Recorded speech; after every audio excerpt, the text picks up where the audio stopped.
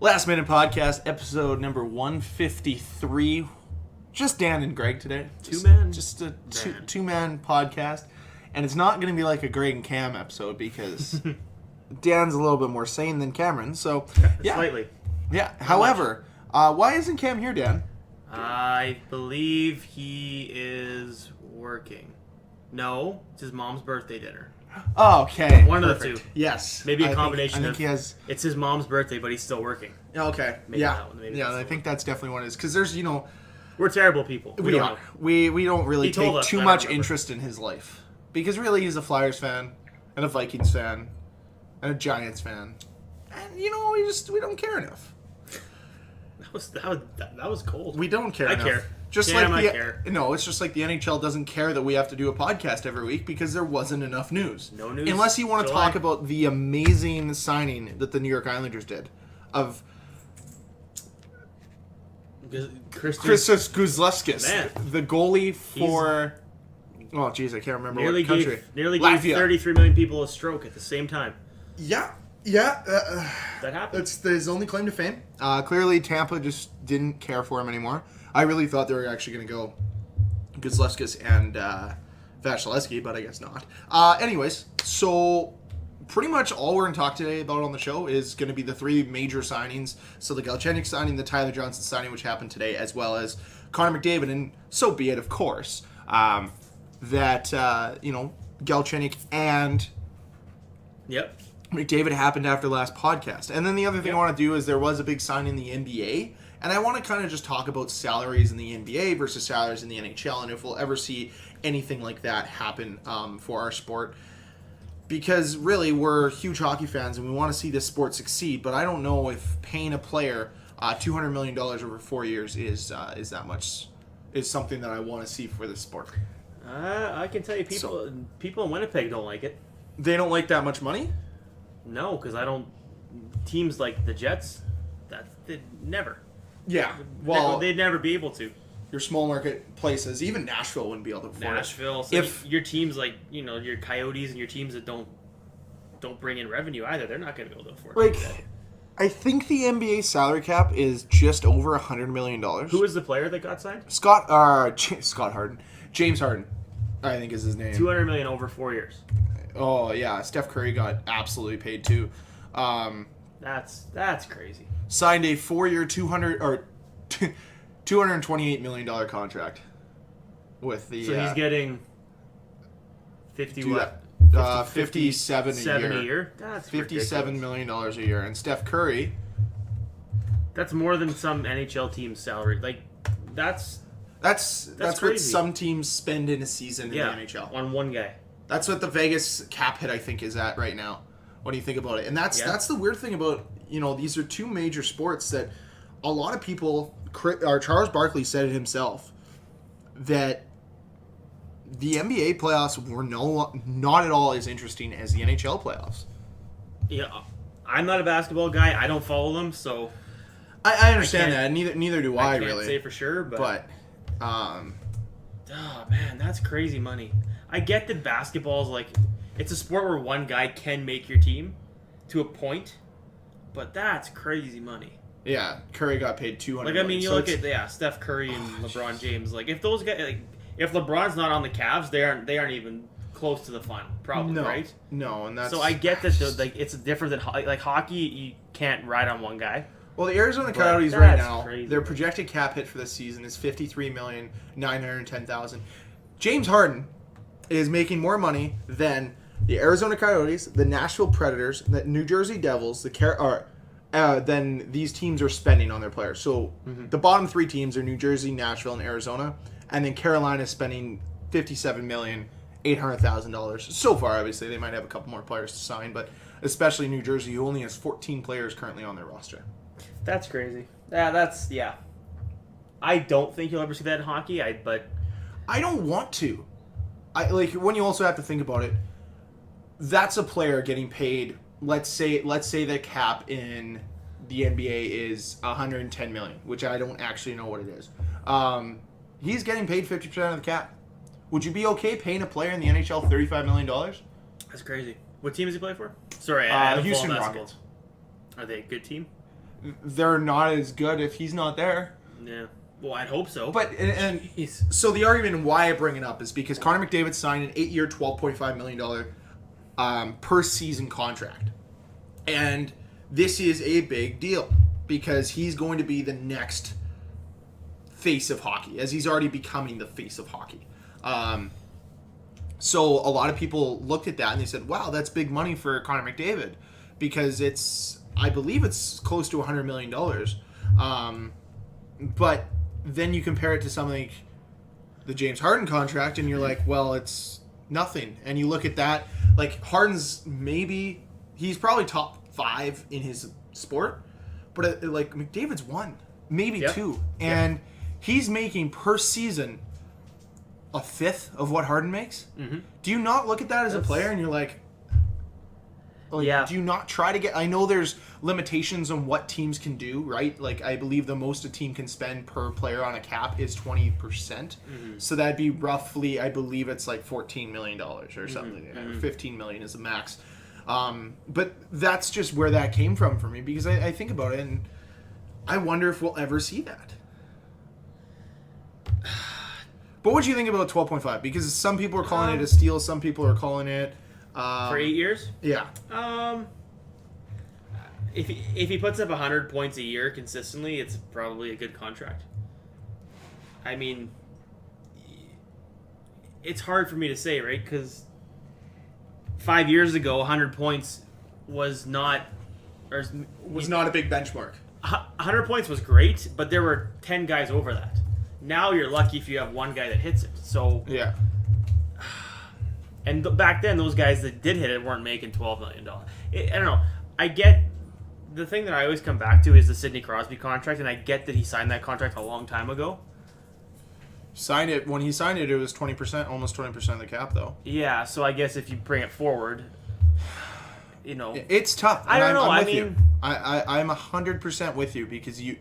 I can't. He's also only played 2 years in the league. I get that he hit 100 points already, but like, I don't know.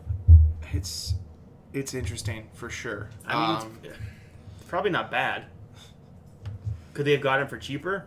That's what I'm thinking. Is probably could you have for gotten now, him for cheaper? But at some point you're probably going to be paying him this much money. Yeah. If he's the player that if he keeps trending and being the player that they think he's going to be, you're probably going to end up paying him this at some point. Did he win Rookie of the Year? No, because he was hurt. That's right. But okay. he could have. You know who else didn't win Rookie of the Year in his first? I know. Was Sidney Crosby. But here's just a comparison. That's not where I thought you were going with that at all. But okay. It was Sidney Crosby. No, because Austin Matthews won Rookie of the Year. No, I know. Because he's good enough to win Rookie of the Year. That. Like both McDavid and Crosby have one. Like they don't have one thing on Matthews, and that's Rookie of the Year. Who won? Did Ovi win? Ovi won. Okay. Yeah. Okay. So just for comparison's sake, and just for argument's sake, through Crosby's first 2 seasons, different era, understandable. Through his first 2 seasons, he had 102 points.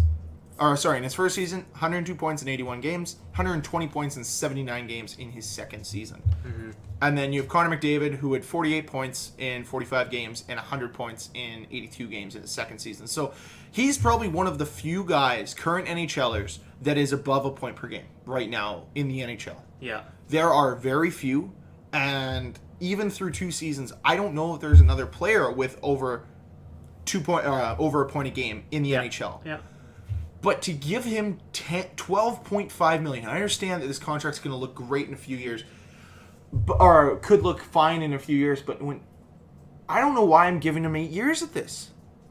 Yeah, are you really, in reality, are you really saving that much money? Because if I'm looking at Edmonton, if I'm Peter Chiarelli, which, with kind of the way that he manages his teams, it wouldn't be a surprise if he ends up trading McDavid at some point. But regardless of that, well, here's a pretty interesting stat. I don't know. Spin this however you want, but on his contract that he was on now, his $925, he actually is the lowest money per point in the NHL. Yeah, that's fair. They're paying him $9,250 per point, which is the lowest. Yeah, unlike Matt Martin, where you're paying him $1 million per point, but that's fine. Yep. I mean, it's I don't know. Okay, but with taking that into account on his current contract, So we're not comparing it to his new contract. No, because it hasn't started yet. But what I'm saying is if I'm Edmonton, why am I signing him to this deal? Because it's not like if I signed him for 5 years and $9 million, he's going to walk away from that. No. Your window is the next 5 years. If Edmonton, they've got 6 years. You've got as long as McDavid's going to be great. But what's wrong with paying Draisaitl and McDavid under $10 million each for the next 4 or 5 seasons after next year, where that's going to be your biggest window to win? That is going to be it. Because after that, it gets a lot tougher. And that's when, the big contracts are going to come through, like McDavid and Draisaitl, which at that point will be making both over 10, which will be tougher to finagle under the cap. But at the same time, why not take advantage of having cheap, high-skilled players and being able to surround them by other high-skilled players that come at a relative cost? That's why Pittsburgh was able to go to back-to-back cups, because they had both Crosby and Malkin on good contracts. That's why we've been able to see Chicago go there, because that was before both Patrick Kane and Jonathan Toews signed big contracts. The reason why the Kings were good was because Kopitar didn't get paid yet. These big number one guys, if the teams could just wait a second and not pay them their big money right away, they can fill in guys around them.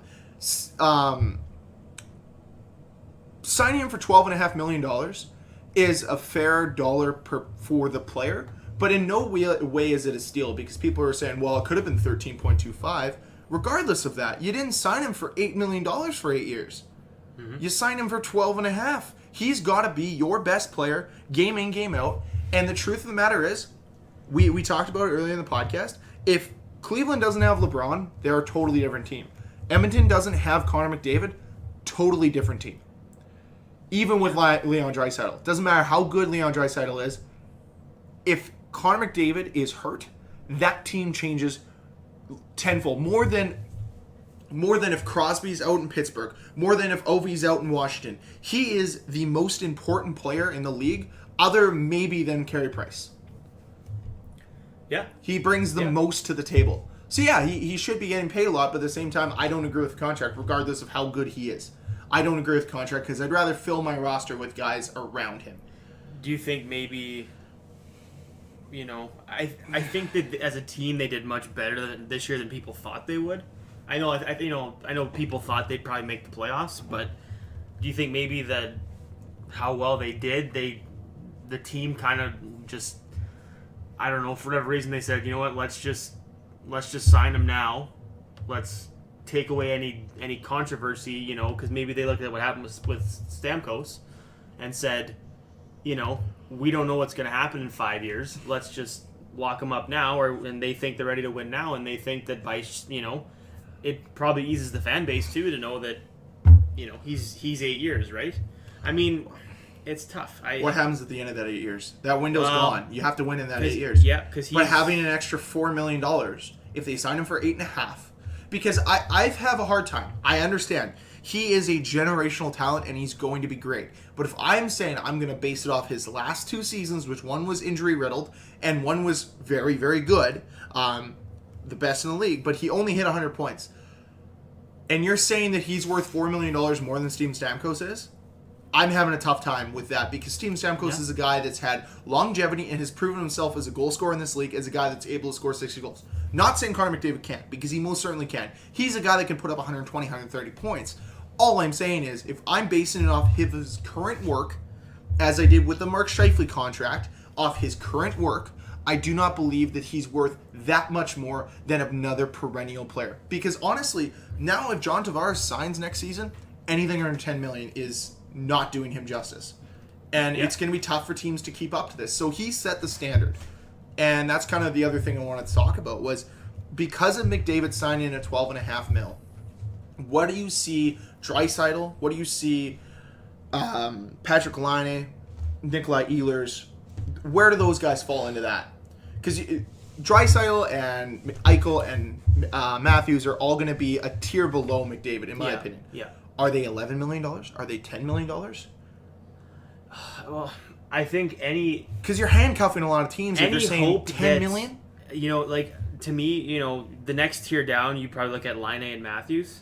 I would say Eichel and Draisaitl are in that same tier. You throw those guys in I think they're in there. Okay. I think Eichel is so underrated because he's on Buffalo. I think his talent level is just up through this. He is great. I think he's a great player. I know, like... Unfortunately, he was injured as well. I was having this debate with people about Laine, and this contract with McDavid, any hope that people had that they would go a short contract with Laine after his entry level, that's gone. Mm-hmm. I don't see how... I mean, they can talk to him about it. They can try and swing it. I don't see why he would want to do that now. And if you're Winnipeg, you also don't want to insult him and say, we don't think you're... No, and I don't think it's an insulting thing. But you also have his rights. It's not like if he refuses a contract from you, he just doesn't play it. And you're not going to trade him away. All I'm saying is Jets hold some power. They do. When it comes to that. They do. I think it'll be more interesting to look at it at the end of the year when we know what Matthews and Laine did in their second year. Like, if both those guys exceed what they did in the first year, I can't see them getting less than $10 million a year. If they exceed what they had... I mean, Matthews had, 70 points? 70 points, 40 goals. And Laine had 65 points, 37 goals. Yeah. If those guys both exceed that, I can't see them going less than 10 mil. Just based off of what McDavid's done. No, and you're right. The one that's going to make me curious is Draisaitl, because if Ehlers, again, like he had I think he had 43 points his first year. He went up to 64, I believe, last year. So if he goes up to 70 or 80, and Draisaitl wants $10 million, what are the Jets going to do with Ehlers? Well, and that's the issue. That's the one that might be interesting, because it might be hard to argue that he's not worth that. The difference is Draisaitl plays center, and Ehlers is a winger. Yeah, so you can put a little bit more value. But I think they're hoping that Ehlers was going to be a $5-6 million, and if he puts up that many points, he's going to... Unfortunately, I think this contract hurts a lot of teams. Because if this contract was signed, and if it was a 5-year deal or a 3-year deal at anything under 8 or even anything under 9, it gives teams a lot more power. Because now you can go to the Nikolai Ehlers, the Mitchell Marners, the Matthew Tkachuks of the world and say to them, well, you're not that much better than McDavid. Like, you're not getting that money, and you can use it as a bargaining chip. Now it's, well, I'm not as good as McDavid, but I'm better than, 10. And this could be the start of contracts getting out of control again, where we're going to see a lot of guys on high-paying contracts where these other free agents are going to fill in at $1 or $2 million that were worth 4 or 5. Like, Blake Wheeler, what are you going to pay him? Who's going to pay him $7 million? No one. Someone might pay him 5. Someone might pay him 4. But at the end of his next contract, are you going to go out of your way to sign him for $7 million when you have to pay Nikolai Ehlers 10? You have to pay Patrick Laine 11. Like, it's going to be interesting because he'll be 32 when his contract's up. He's got 2 years left. Yep. He's been a high 70 point guy the last 3 years. I mean, if you're Winnipeg, if you want to keep him, there's no way he's making 5.6 right now. Yep. If he puts up 70 points in the next 2 years, he's not asking for less than 5.6. He's not. So any way that people think, well, maybe he'll take less to stay. I don't think so. I think that this contract, I think the McDavid contract hurts everybody more than we know right now, because I'm not saying he's greedy. I'm not saying I just think that it's a contract that didn't need to be signed or even offered, because it's going to hurt the league as a whole, and it's definitely going to be part of the reason why we're going into another lockout, which sucks. Which they already talk about. Watching free agency, they said, and this guy signed to 2020. But if there's a lockout, he still gets paid. Like, they're already talking about it. Well, they're making lockout-proof contracts because they're making signing bonuses. Because you look at... Yeah.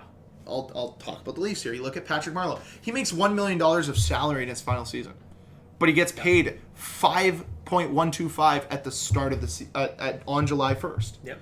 And this is what more teams are doing. So there's a lot of issues with the new contract system. And let's say, for instance, there's another lockout, and all of a sudden they're like, well, we're going to take the salary cap down from where it is right now, which I believe is $75 million, $74 million, and let's take it back down to $68. Now all of a sudden that McDavid contract isn't as good as it used to look, because now that's $7 million that are off your books that you can't sign other guys around. Because what has happened every lockout, the salary cap goes back down a little bit. It takes a little bit of a dive because they need to find more revenue somewhere. Like, I see this contract being more problematic than anything else, especially for role players, guys who are, now these are millionaires regardless, but guys who are filling, area guys like Matthew Perreault. When you have to pay a guy like Connor McDavid or, Patrick Laine $11 million, Matthew Perreault's not getting $4 million from anyone, because there's just going to be no money to go around. So you're going to I think it's going to be a lot tougher to be able to build winners if you're paying top-end guys a ton more money. Because you look at the way that the I guess you could call them dynasties of the recent years have been built, it's all been with guys that are making very reasonable contracts. You got the top-tier guys, then you got the mid-tier guys, and you got the bottom tier, and it works, and you're able to bring in more rookies. And I don't like the contract. I don't. No. I'm not saying he's not worth it. I think that it's doing more harm than good for the NHL, and it's definitely not a steal. I don't know why they didn't explore something that was 5 years, 6 years maybe, and try to build around him. Now you're restricting yourself. Do you think much. Maybe they did and he just wouldn't go for it? You hold the cards. I understand it's McDavid. Yeah. I understand he's marketable. I understand a lot of people are saying, "Oh, put a blank check in front of him and let him sign it." When you let the players dictate the league as much as they are, this is what's hurting it. And I know that I talked about and asked you earlier if they're ever going to make NBA money, but the thing is, in the NBA, you only need 4 players signed at max deals, and you can win a championship. Yep. Doesn't matter what your bench players are making. Your bench players can make nothing, and you're fine.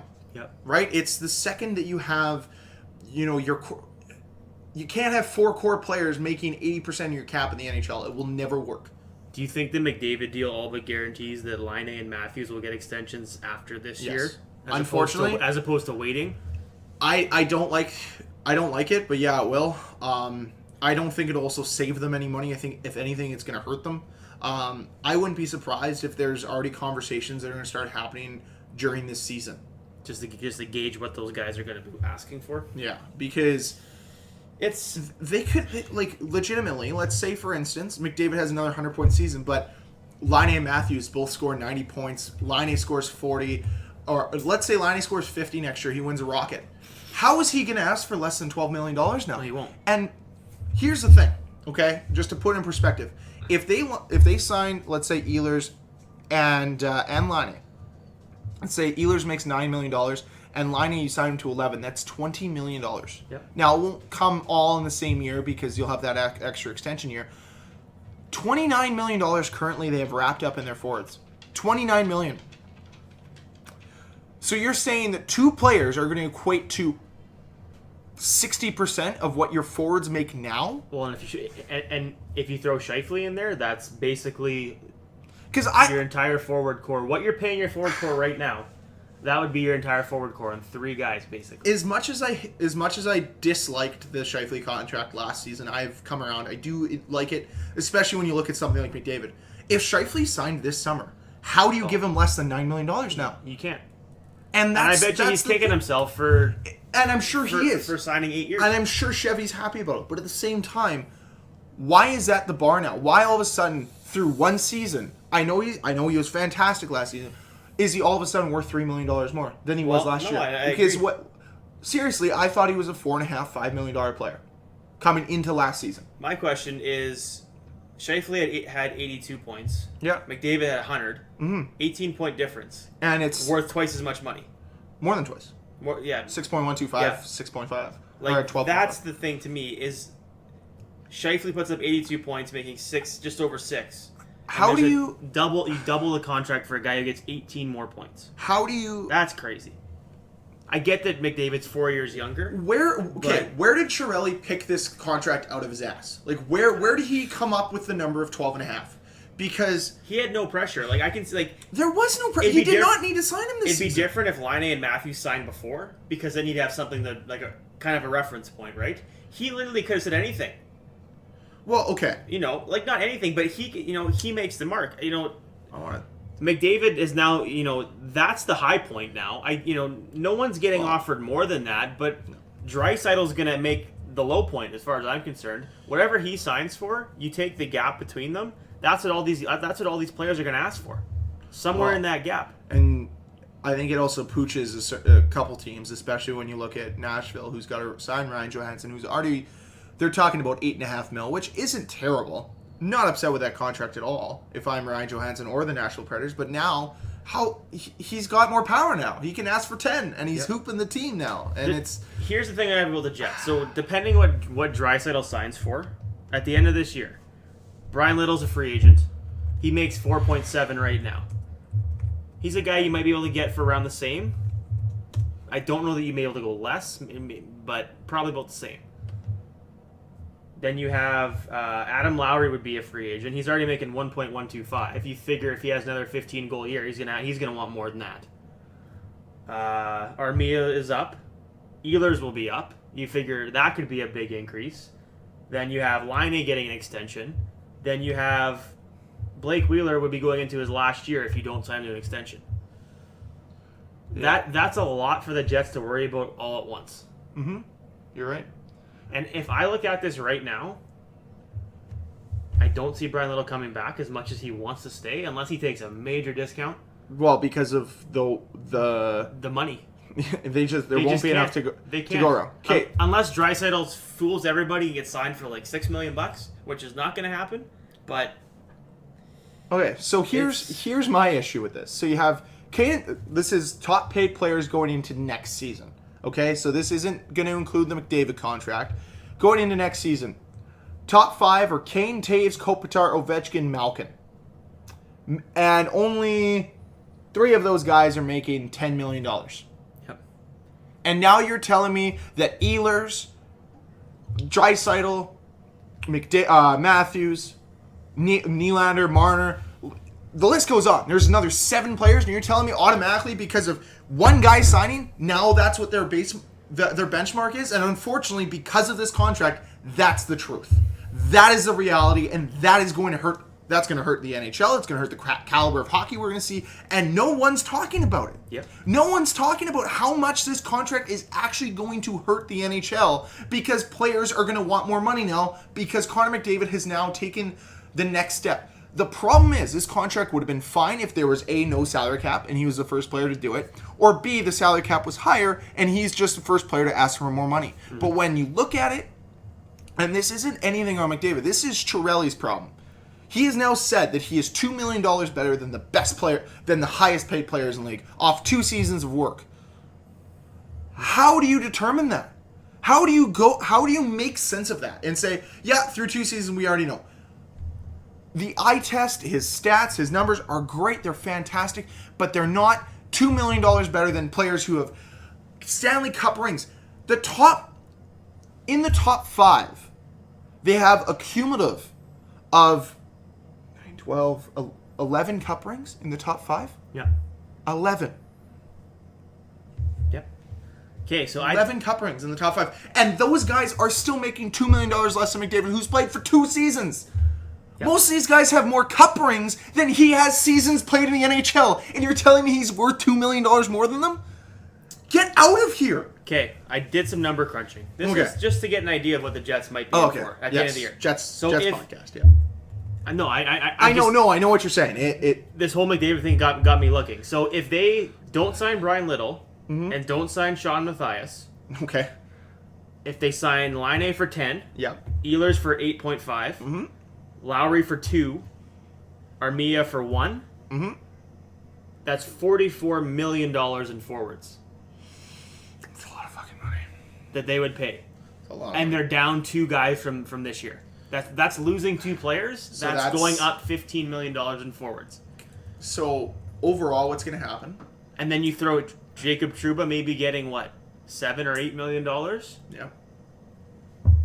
Your defense just went. Well, you lose Toby. Your defense is at $30 million. That's $74 million right there.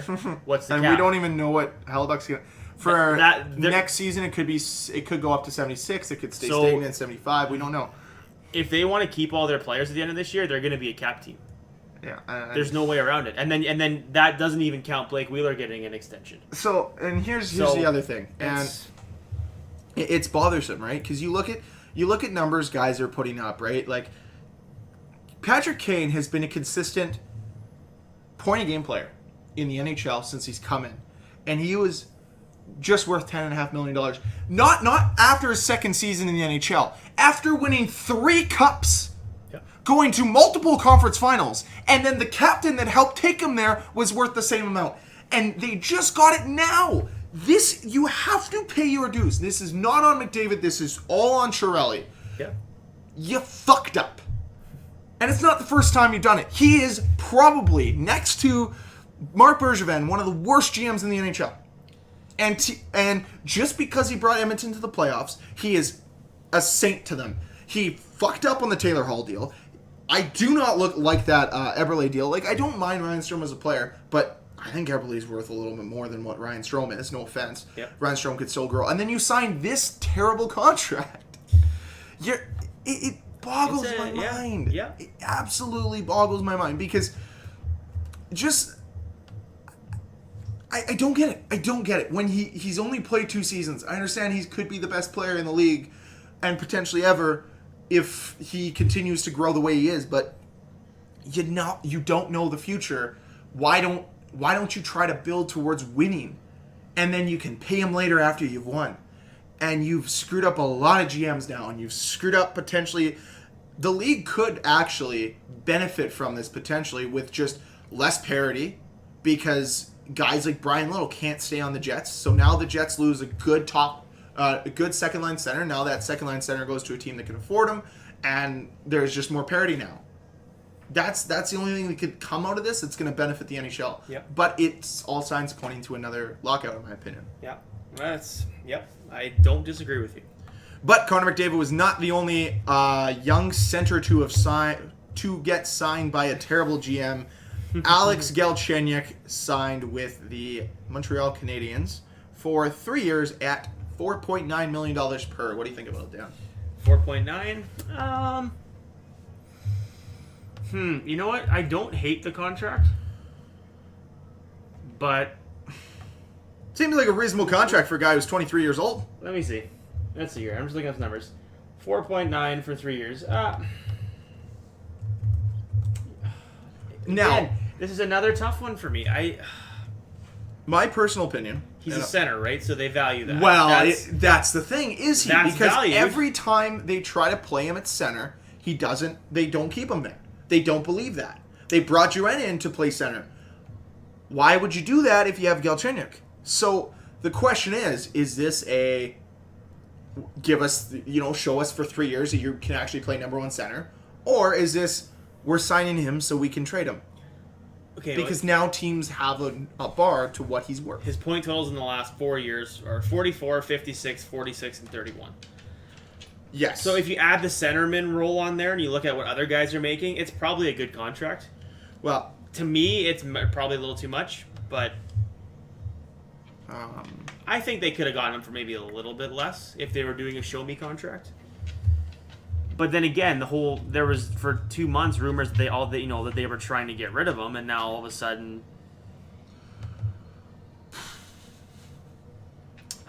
okay, it's another one where you're like, I don't know. Just for comparison's sake, the other big signing that happened was another centerman, was Tyler Johnson for the Tampa Bay Lightning, who signed a 7-year, $5 million per contract. I think Steve Yzerman has some sort of blackmail deal with his players. He has blackmail on every single one of them because he signed Tyler Johnson to a sweetheart contract. Yeah. At 26, this is going to carry him through 30 till he's 33 at $5 million per. Tyler Johnson is a very good centerman, and he's one of the biggest reasons why they didn't win the cup because his hand was broken. Yep. And he just couldn't win the faceoffs like he used to. And this is the contract that I think will determine other, he's better than Brian Little. But for instance, his number-wise, in 308 NHL games, he has 211 points. Yeah. Compared to Alex Galchenyuk at 336 at 204. Tyler Johnson has more points in less games and he's only worth $100,000 more per season. Now, is that a length thing? Is that why? So you have to weigh. Like, we know what Tyler Johnson is as a center.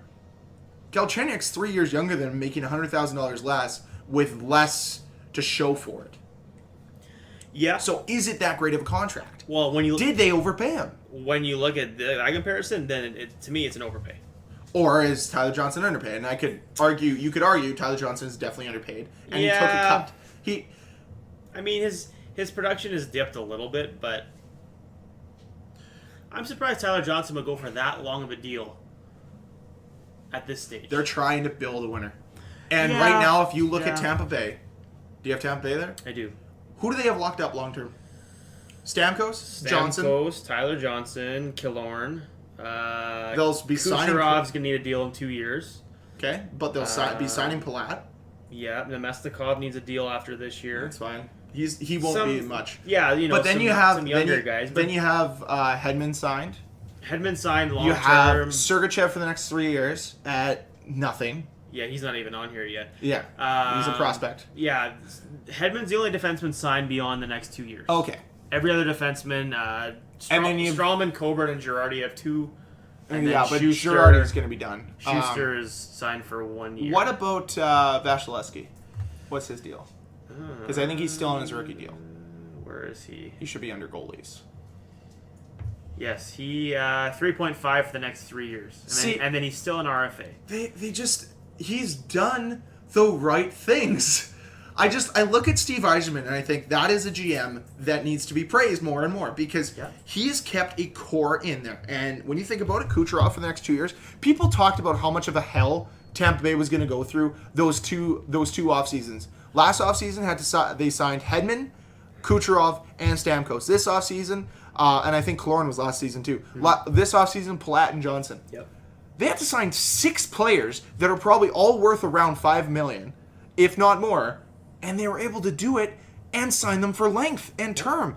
And now they have a core to go ahead with. Instead of having one guy making $12 million, they have Tyler Johnson and Steven Stamkos making $13.5. And they still they're still $9 million under the cap. It's just witchcraft what Steve Yzerman's doing. Is their D is not expensive, only 21, and their goaltending 4.5 for 2 goalies. But it's also Steve Yzerman and his witchcraft. Regardless of that, and I don't want to keep beating the drum that I don't like the McDavid contract, but as good as he is, I would rather take Johnson and Stamkos, regardless of how much Stamkos gets hurt. Well, I'll take those 2 contracts for the same price. I'll take those 2 players for $1 million more because that gives me 2 roster spots. Yep. My 1 and 2 centermen for $13 million. There is no way in hell that you're with Edmonton unless you get a all-star rookie that your top 2 centers are going to be $13.5 million. They're just not. So these types of contracts, these types of deals, like what Tampa Bay did, and regardless of what you think about Galchenyuk, what they do is they allow you to build depth. And that's basically the point I'm trying to get across with McDavid, is I think it hurts depth. Mm-hmm. And great teams like Tampa Bay, who could actually win, could win as soon as this year. Yep.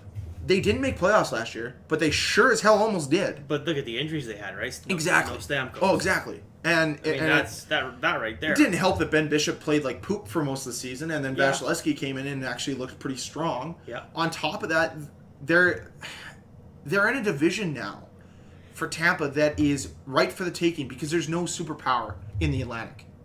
Yep. Toronto's building towards it, but they could get fucked by contracts. Yeah.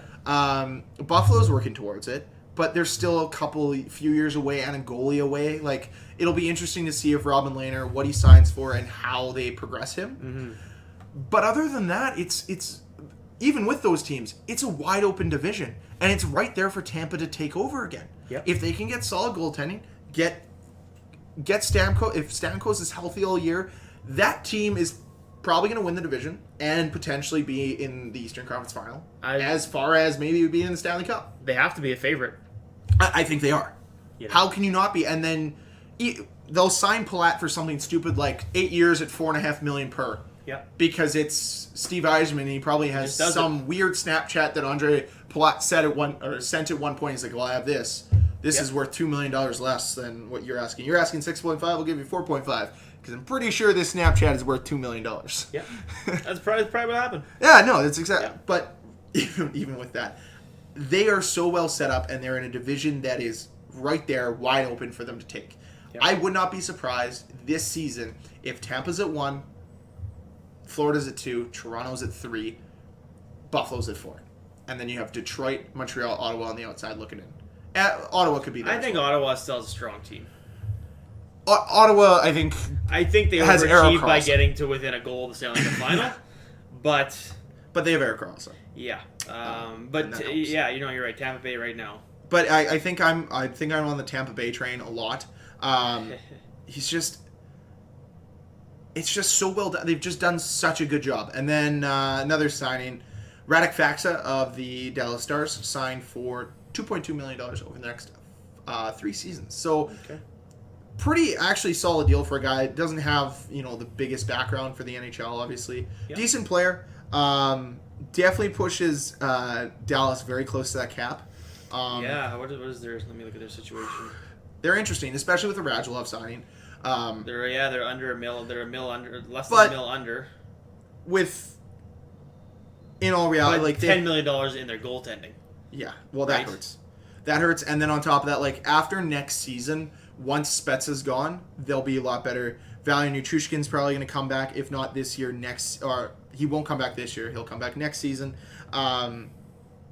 They're not in that bad of a spot, and I think if I'm the Jets and if I'm other Central teams, I'm watching out for them because you've got Jamie Benn and Tyler Seguin, and the only issue that Dallas will have is signing Tyler Seguin, which also the Connor McDavid deal kind of fucks up because Tyler Seguin's probably going to be making $11.5, $12 million. I'm just going to throw this out there. I think what they're paying him is too much. For a guy that put up 56 points last year, that's 6.2 for 56 points. 6.25, yeah. You're going to throw it back to the Jets. Scheifele, 82 points, making $1 million less than this.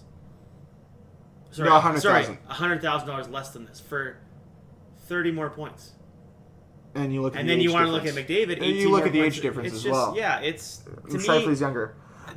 There was so much hype around him because he was one of the premier free agents this year, and I think that drove his stock way up. If he was getting signed last year, he's not getting this. There's no way. No, and the other thing too is if you look free agency, you always overpay.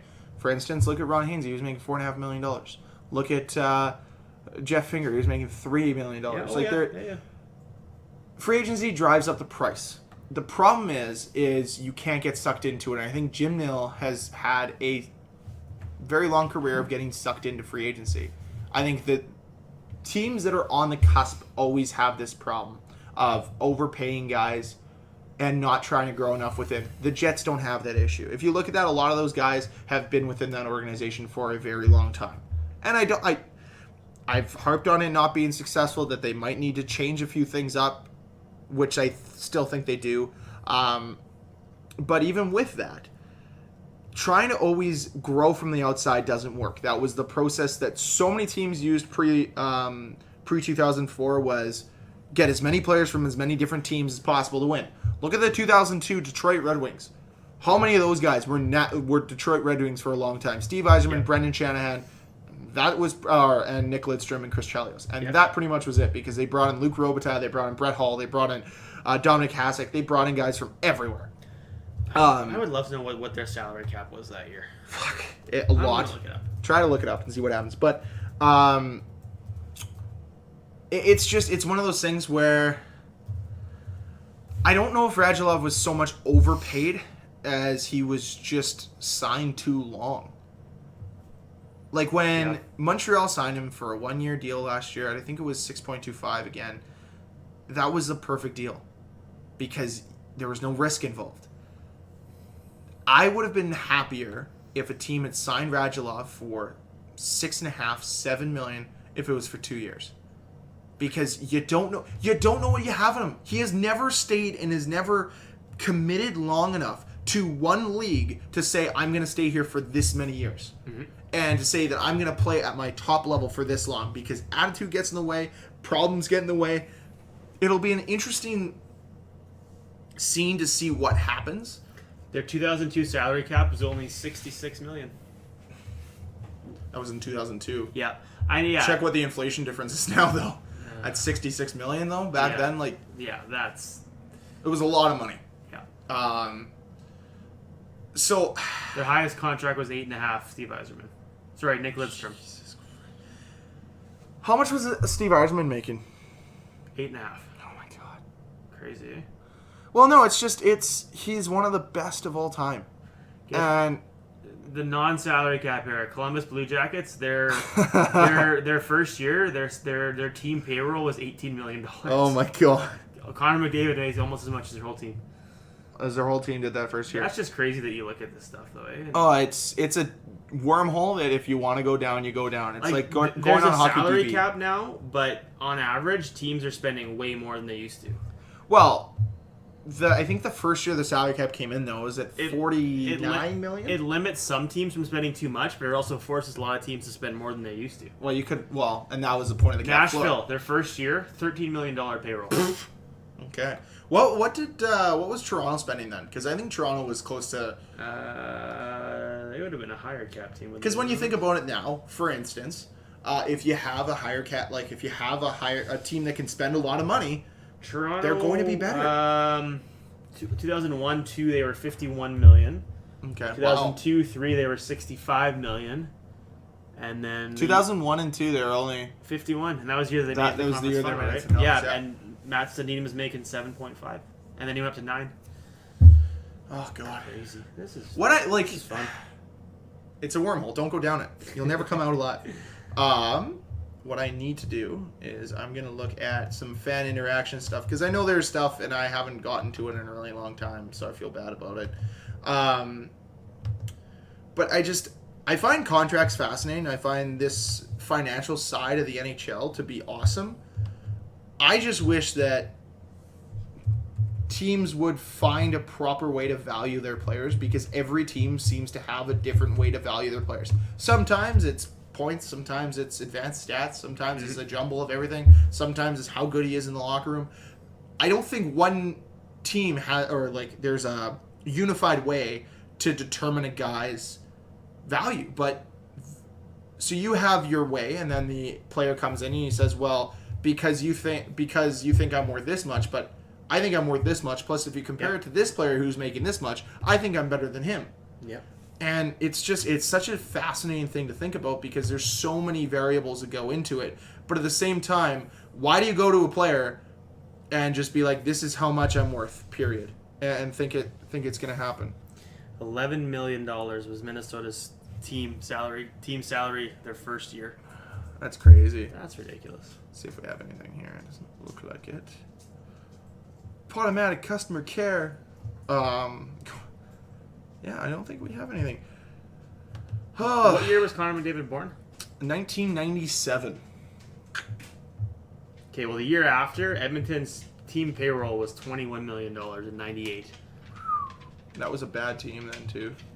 All right, we got some YouTube stuff to talk about. Okay. Got some comments? All right. We got some comments. I don't want... Oh, shit. Okay, good. No one's going to hear the actual stuff. Pending...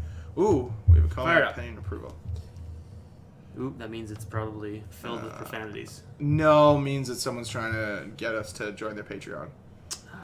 Which, let's be honest here. I don't have money. Do you have extra money, Dan? You just bought a house. No, I don't. But if I did, I would not spend it on that, so... Whoever's trying to get that from us, you can piss off. Okay, so Ryan Lang commented, if I were the Jets, I would concentrate on Ehlers, Trouba, Morrissey before anyone else for next year and try and trade Buff or see if Roslovic can replace Little or trade Matthew Perreault. And keep Little or trade Wheeler, which I hope they don't do. As long as Kyle Connor and Vasilinen get new contracts when their entry-level contracts are up, I just hope the cap goes up because it would suck to lose any of those players who are elite. Mm-hmm. Well, they're gonna have to, they're gonna have to do Ehlers, Trouba, Morrissey first because those guys are up. Yeah, Laine doesn't have to come first, but I can't see it taking a long time to get done. That's fair. You know what I mean?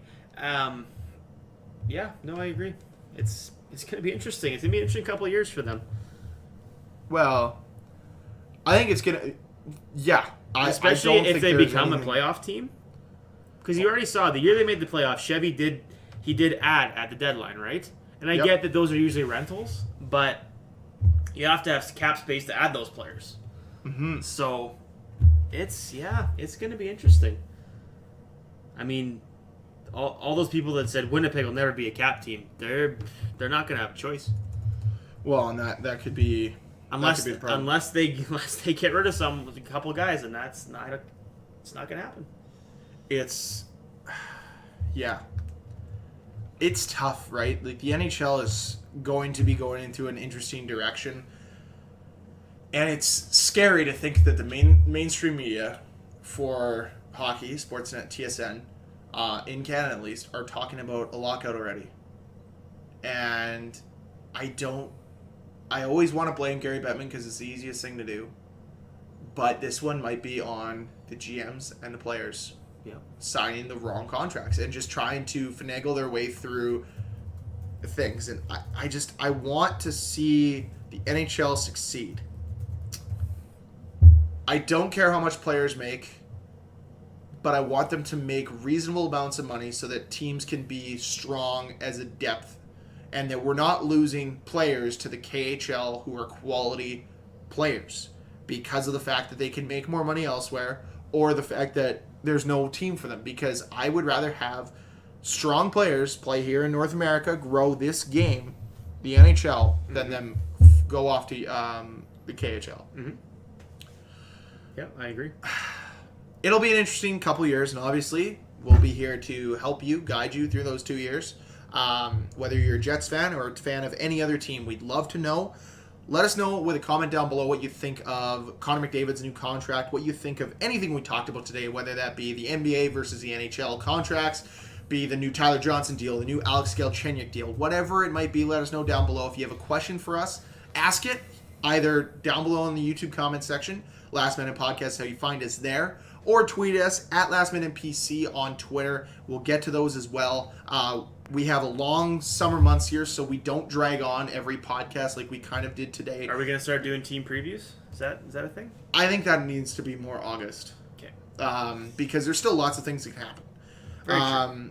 Because we want it to be more of an interaction with our audience. If you guys are new to the podcast, ask us anything you'd like. Let us know that you're new. Let us know how you found us. Anything like that, whether that be through Twitter at Last Minute PC or on our YouTube page, comment down below. Or if you want, you can send us a more in-depth email at lastminutepc@gmail.com.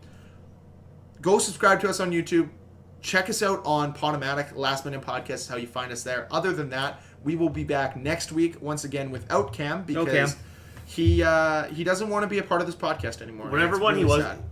If he was working tonight, then he's at his mom's birthday next week, and if he was at his mom's birthday tonight, then he's working next week. I think it's that one. I think he was at his mom's birthday, and now he's there. I think so. Cam, please comment on the YouTube page. Let us know where you were. So that means, Luke, could you please contact us and let us know that you're still around? Yes. That's all we haven't care heard from about. him in a while. No, I know, because Cam hasn't been here. Why would Cam comment on something he didn't do? It's true. He can't comment if he's at work. Exactly. Ooh. We won. Well, thank you very much for listening, and we'll talk to you guys again next week.